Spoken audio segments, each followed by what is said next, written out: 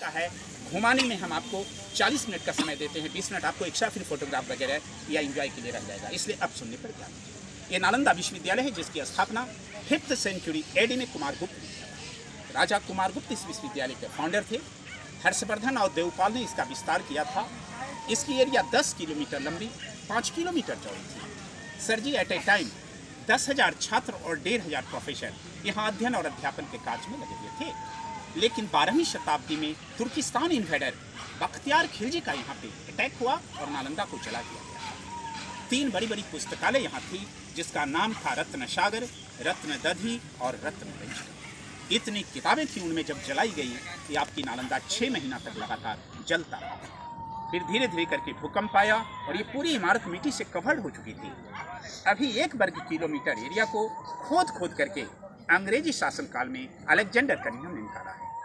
हम आपको जो जानकारी दे रहे हैं, कहाँ क्या है जो हम बताने जा रहे हैं, ये हमारी कल्पना नहीं है कि आपको खुश करने के लिए कुछ बता दिया और आप खुश होकर के चले जाएंगे। नालंदा के एक एक बातों की जानकारी ह्वेनसांग चीनी यात्री की डायरी से मालूम पड़ता है, जो यहाँ का छात्र बाद में यहाँ का टीचर था।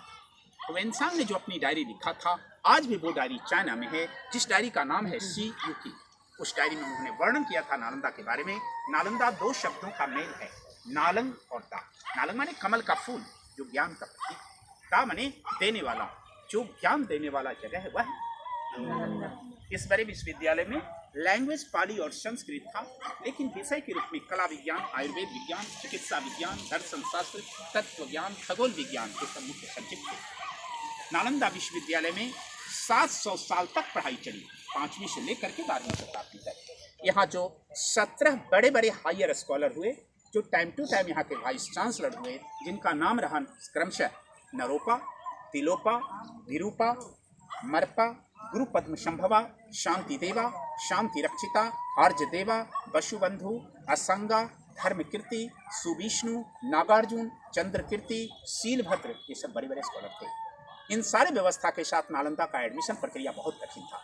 यहाँ 4 बड़े बड़े गेट होते थे, जिस गेट पर द्वारपाल टेस्ट परीक्षा लेते थे। यदि छात्र उनका सही जवाब देते थे तो एडमिशन होता था। जरा विचार कीजिए बाबू, जहाँ का द्वारपाल इतना टैलेंट हो, भला प्रोफेसर प्रिंसिपल कितने विद्वान हैं। लेकिन अभी तक नालंदा का ओरिजिनल गेट नहीं मिला है। एक छोटा सा रास्ता दीवार काट करके बनाया गया है, जिसे देखने के लिए हम प्रवेश करेंगे और उसी गेट से आपको वापिस बाहर आना होगा। Okay, thank you.